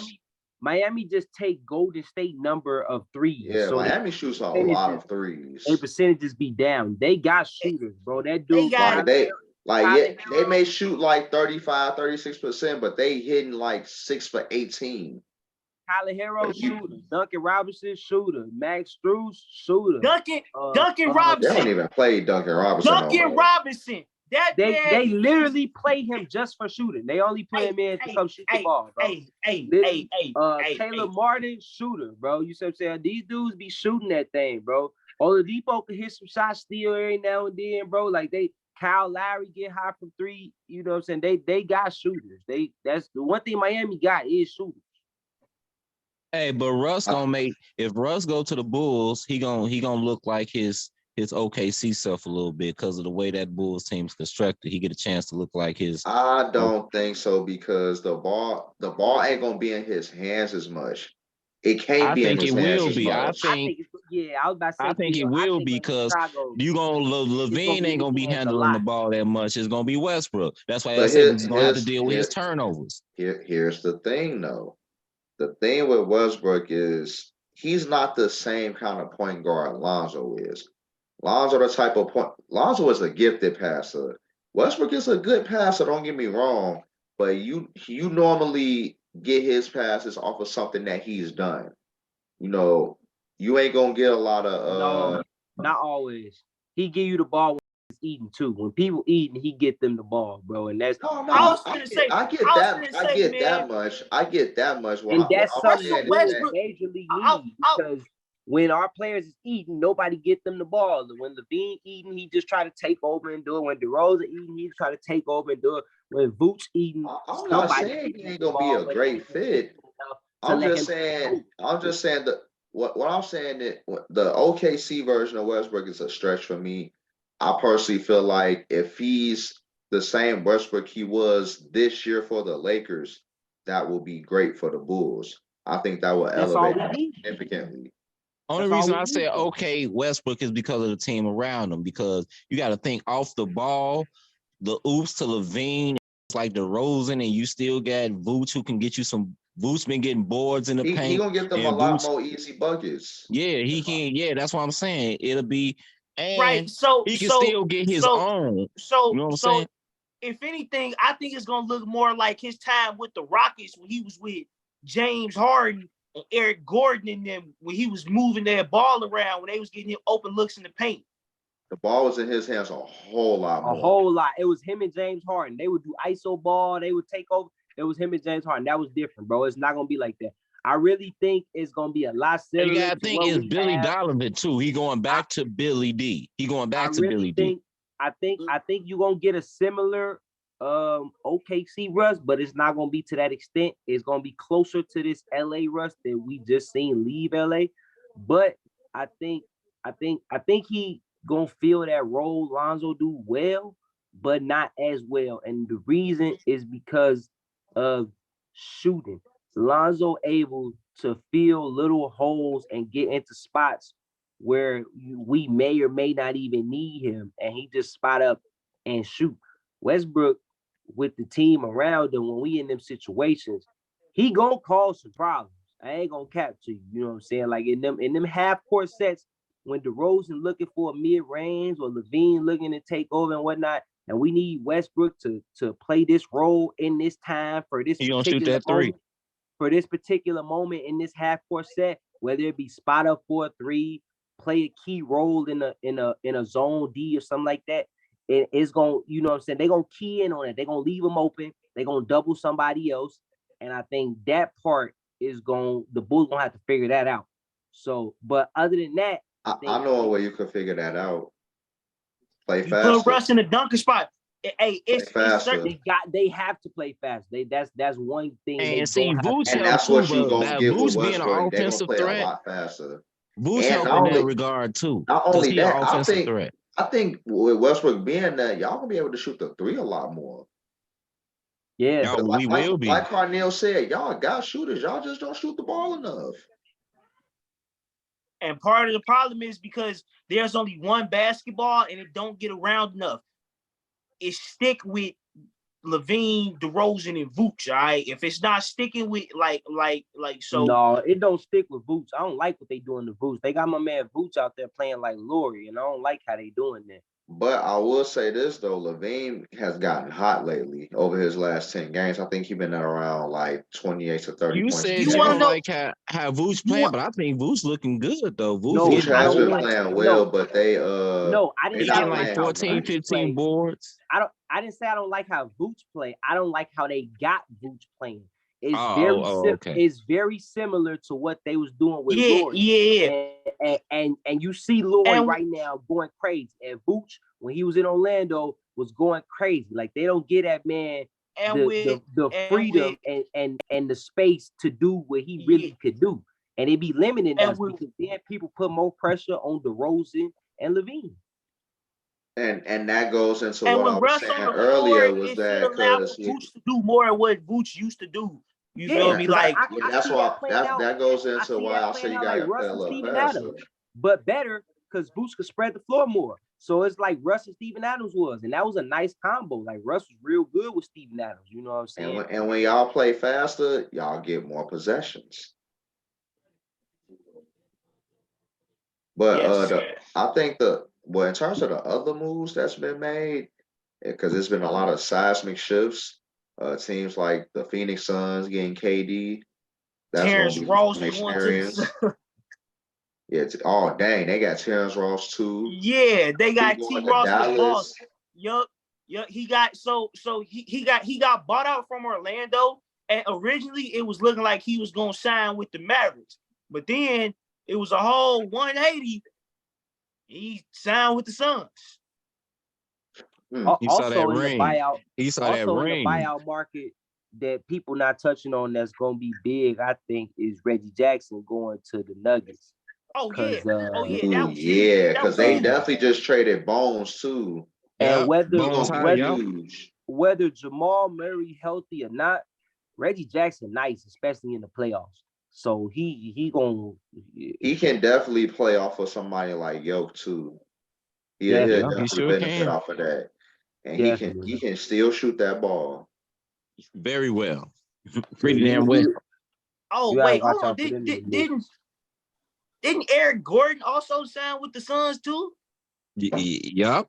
Yeah, the Suns is filling out that roster.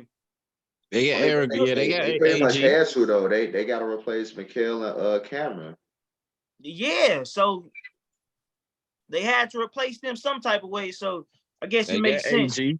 But hey, can we talk about the Lakers for a hot second? I know I don't like bringing them up, but they made some good moves though, in my opinion, and I think the moves that they made will enable them to make this little run that they need to make in order to get up in them standings and make the play-in tournament. It's But going, losing it's that going, game, that it's last going, game was big though.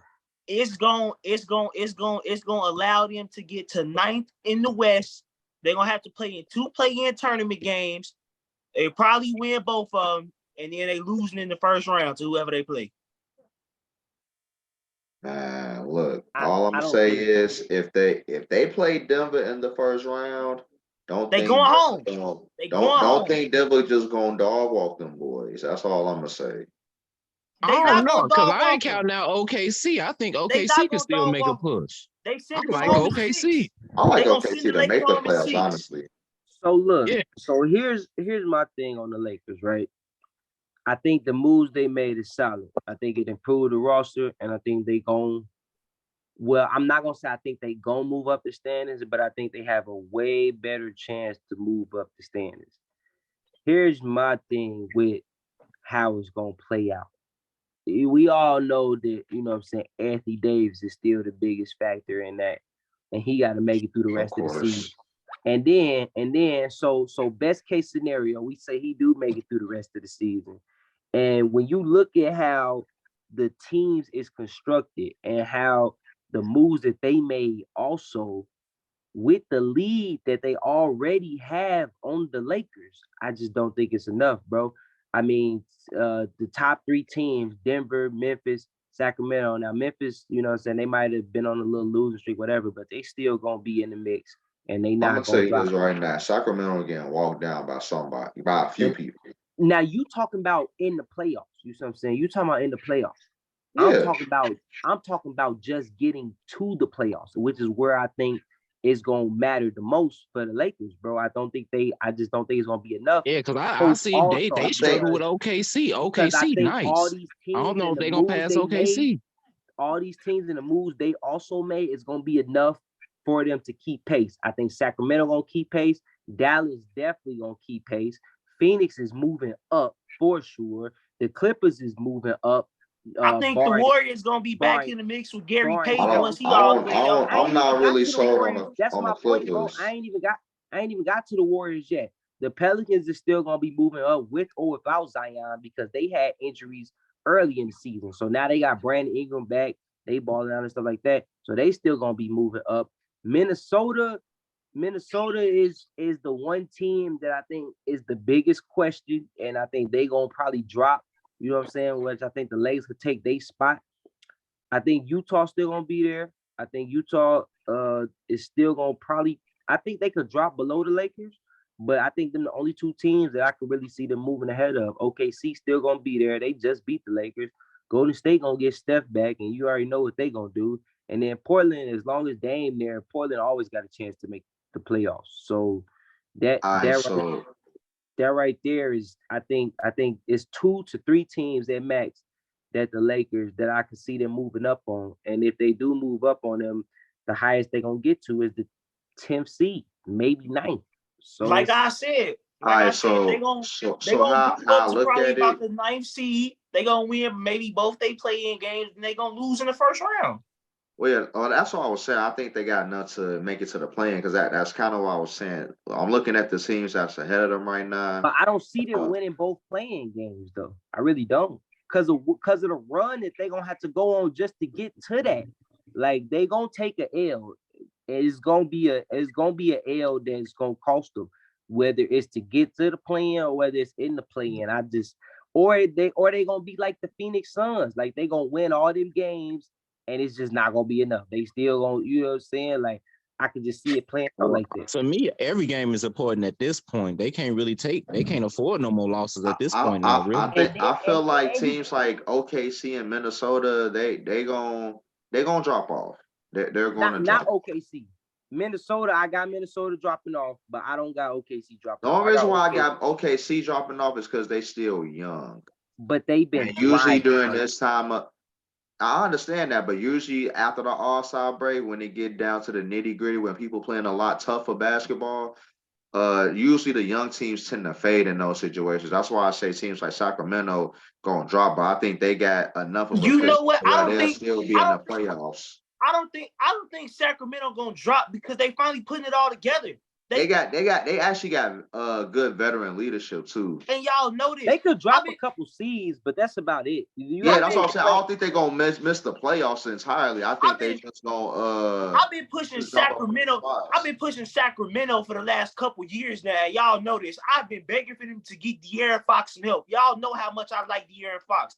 I've been begging him to get himself. My homie been kind of ahead of the curve when it comes to the Sacramento Kings and the Orlando Magic. Bro, he had being pretty good a couple years ago. Bro, I told everybody this. I said, bro, give Sabonis and De'Aaron Fox some time to get it together. They going to the playoffs. Not look at them.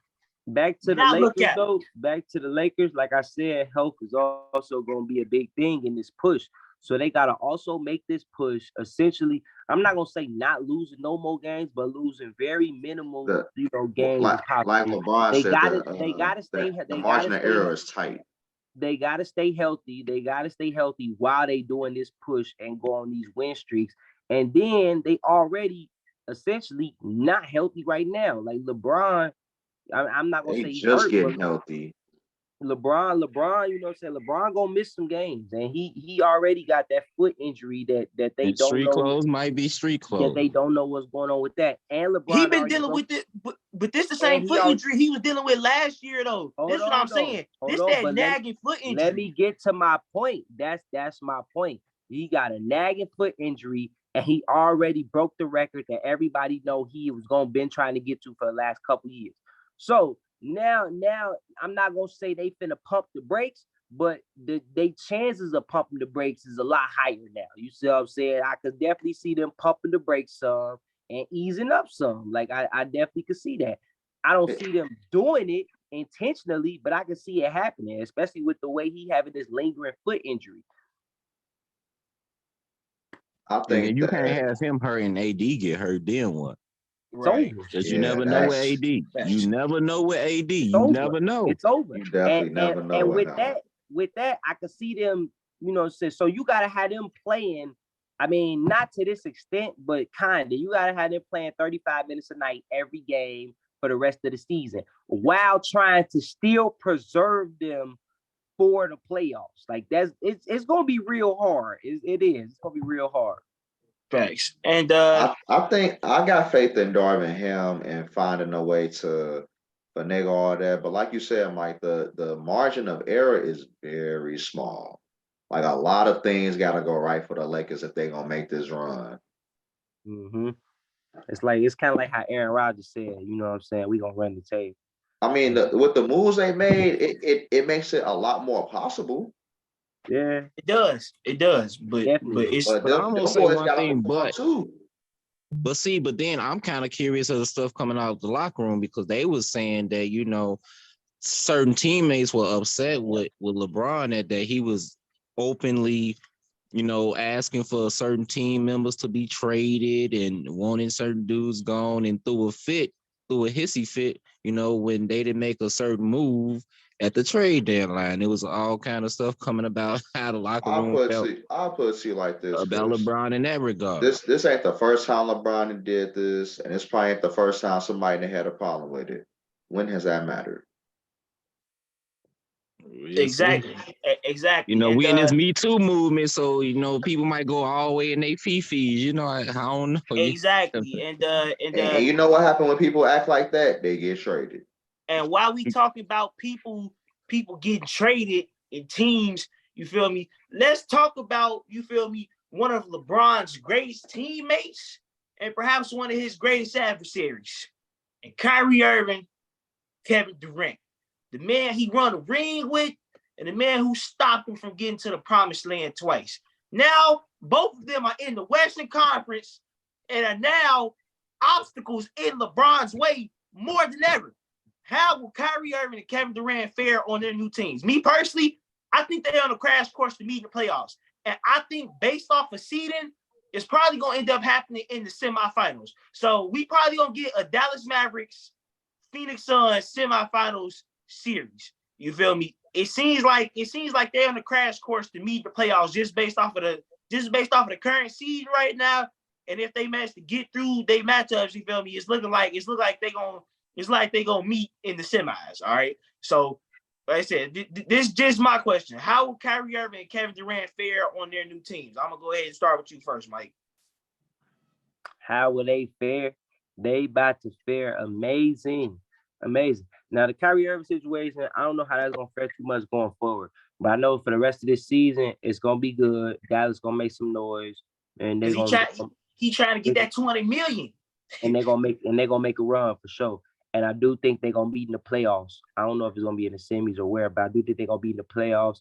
I think this rivalry that's been building for about 2 going on 3 years now between Dallas and Phoenix, I think it's starting to reach a boiling point. And I think it's really finna kick off. I think it's really finna kick off. I think that's also why they went to these teams. I ain't even gonna lie to you. Like, you know what I'm saying? Because Durant, as soon as Kyrie was out of there, he said, hey, send me to Phoenix. You know what I'm saying? So I'm like, hey, that, and he know about the little beef that they kind of brewing right there too. You know what I'm saying? And he still requested that. He know what he get himself into. You know what I'm saying? So it's kind of like when him and Westbrook, when he left OKC and him and Westbrook split, and everybody's waiting on Golden State to go play OKC and whatnot. It's kind of like that. But it ain't as intense.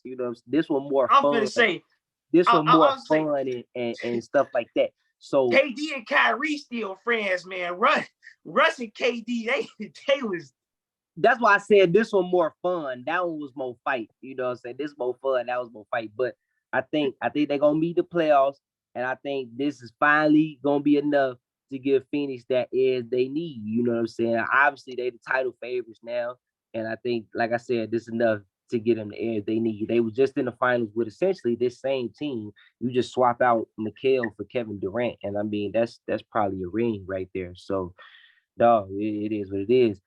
But I think the way Dallas just did Phoenix last year, you know what I'm saying? Phoenix gonna have something to say. We all see the meme. We all see the meme. KD can't help you, cuz.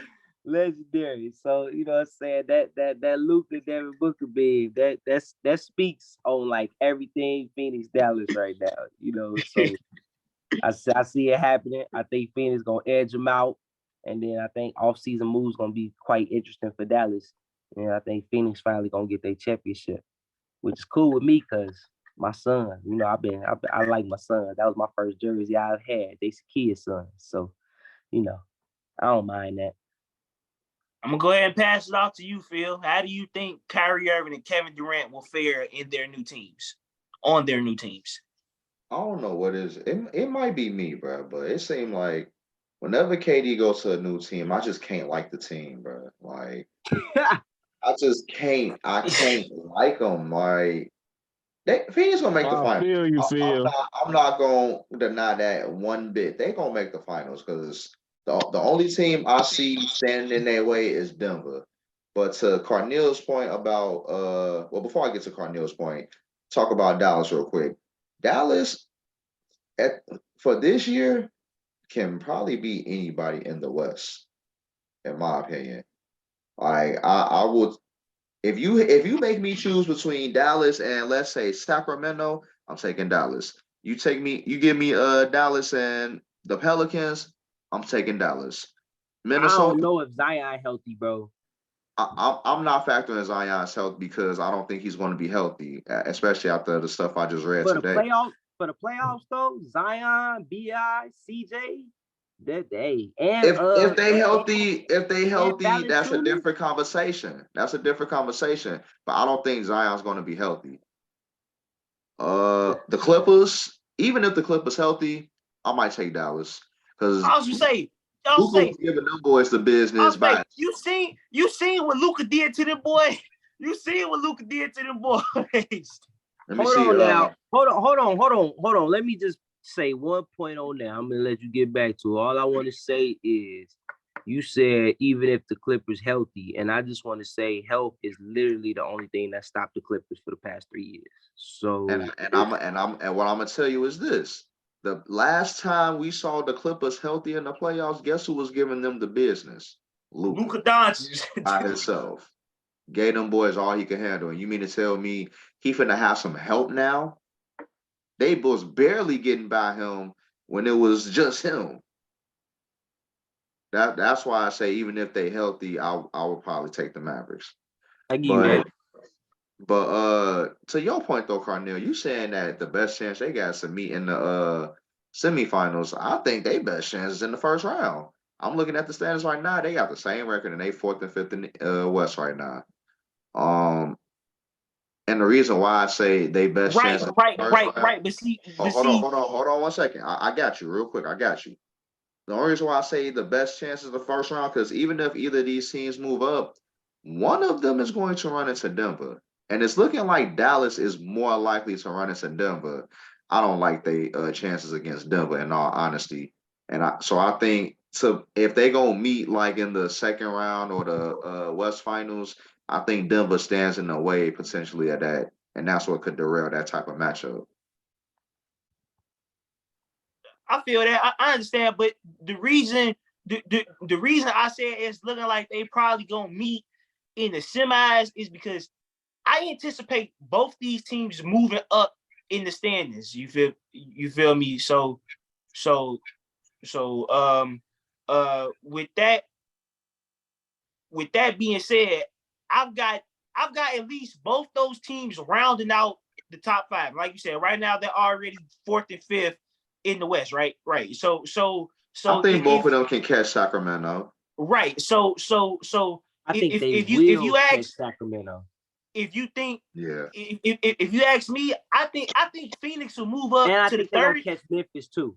I ain't gonna lie. Memphis getting called too. Memphis getting called. Top 3 seeds is gonna be Denver, Phoenix, and Dallas, and So probably in that order, honestly. right, and so if that's the case, then yeah, Carnell will be right. This is how I was thinking, because they're already so close in standings and they did get better. Like I said, I'm picturing both squads moving up at least 2 spots. So I got the Suns finishing about 2nd in the West.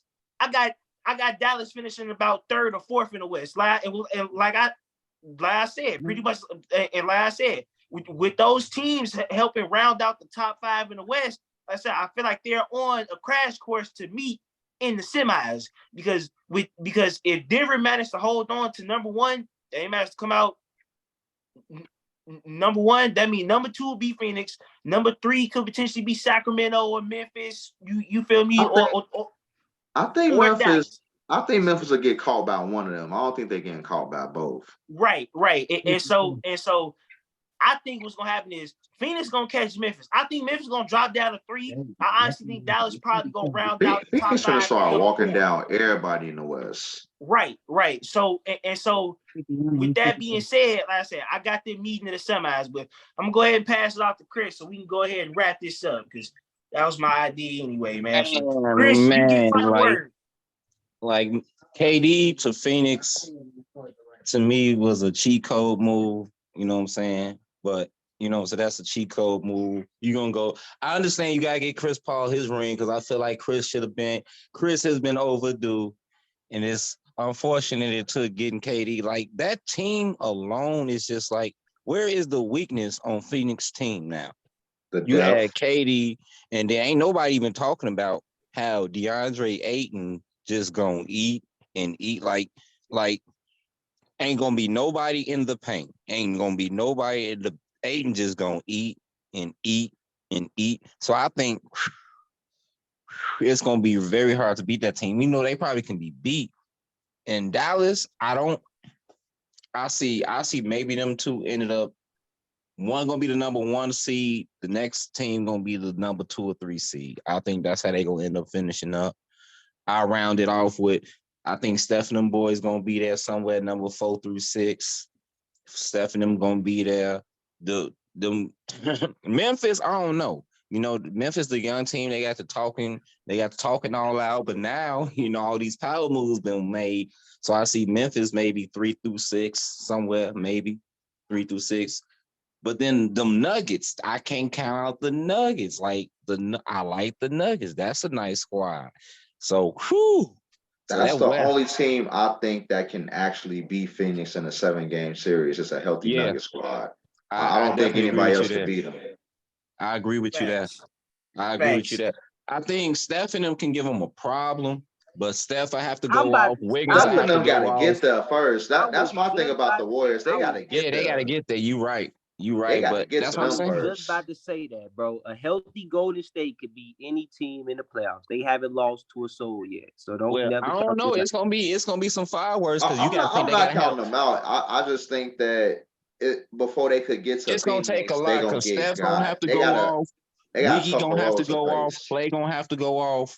Everybody gonna have to go off for them to win. Everybody. Essentially, your best bet is hoping that they don't get there, because if they do, history has shown that it's pretty much in the books. You know what I'm saying? If they get there, it's a done deal health-wise. So it's all I'm gonna say is they played 1 series against Kevin Durant and won. I don't know if they're gonna make another one now. They ain't gonna make this one now. Only advantage now. Steph will have an advantage against Phoenix. He have an advantage because the series they played against Chris Paul and won. Yeah, and that's okay. And I'm actually glad you said that, because I know Steph Curry is Chris Paul's kryptonite. We all know that. They call that man a cone. Because he old. You got to think. But guess what? KD young. This ain't prime time. Prime time Chris Paul has stuff on lock. We talking about 40. No, he Chris didn't. Paul. No, he did not. No, he did. You see. We found out about stuff because he kept doing Chris Paul dirty. Twerking, hitting the nay. All types. Chris Paul became a meme messing with Steph Curry. I'm just trying to get my. He a Chris, man. I got to show some love to a fellow Chris, man. He a Chris. Man, you picked the wrong Chris. But go ahead, get your point in, Phil. But to Mike's point, to Mike's point though, like he was saying, yeah, he is his kryptonite, but Chris Paul never played with somebody like KD. I know he played with James Harden, but we know what James Harden is. He ain't KD. I know. And that's my whole point about this. Is that's why and Book. I still got Phoenix winning, like I said. And then, you know, it's and crazy. then, like I said, ain't nobody Book talking can about be everybody want to talk neutralized to about some degree KD, by the Warriors. Devin Booker, Chris Paul, but DeAndre Ayton is, boy, stop it. Stop it. Stop it. I think Book can get neutralized by them, by the Warriors here, because Clay can still defend and they still got Andrew Wiggins. So like, whoever don't get put on KD gonna get put on him. And I think that both of them boys bigger than him. I think they'll cause him some troubles. Book gonna still do his thing though. Don't get me wrong. He will. I think he has a better chance of getting neutralized against a team like the Warriors. He will. And so look, let me backtrack for a quick second because I want to get y'all thoughts on this just because we was talking about it. I ain't get a chance to ask, and I know y'all was talking about the Lakers moving up, but like realistically, right? Looking at their schedule, how many more games do y'all think they go win? Because you got Portland at Portland next. You know what I'm saying? They're gonna have to pull some rabbits out the head. I don't think they gonna win that one at Portland. Because of they got a new team and they at Portland. So I just don't think they're gonna put Portland not as good as they used to be though. I know, but plus I don't know if LeBron even gonna play yet. So so I really don't think they're gonna put that one out. If LeBron play, I think they'll win. But I'm still not sure about that one. Well, see, that's the thing. They gonna have LeBron ain't gonna be able to sit out that many games if they making a push. He gonna have to. Hold on. Then you got the Pelicans. They at the then you got the Pelicans at and then you got the Warriors. You see what I'm saying? So I'm pretty sure one of them 3 games they're gonna lose right there, if not 2 or all 3. Then you got the Mavericks, another tough game. Then you got the Grizzlies, another tough game. Then you got the Thunder, who they just lost to. Another tough game. You got the next game, Timberwolves. They could probably win that one easily. You got Golden State again. Memphis. If they just beat them. They did, but that's my point. So you just beat Golden State and you got to play them 2 more times. You really think you gonna beat them 2 more times? But they beat us. Here's my thing about your point though, Mike. My thing is that in order for this to work, the margin gonna have to be slimmer, and they're gonna have to play at a higher level than they've been playing at earlier this year. They're gonna have to play almost mistake-free basketball. And they play playoff ball right now. They gotta play playoff basketball right now. And regardless, I still don't see them winning enough of these games. I'm literally calling it out. Like no, you're not hearing me, Mike. What I'm saying is that they're gonna have to beat some teams that they're probably not as good as, or definitely not as good as. They're gonna have to win those games. It ain't a matter of if they can do it. They're gonna have to do it. And I don't see them doing enough of them. I can see them pulling off some of these.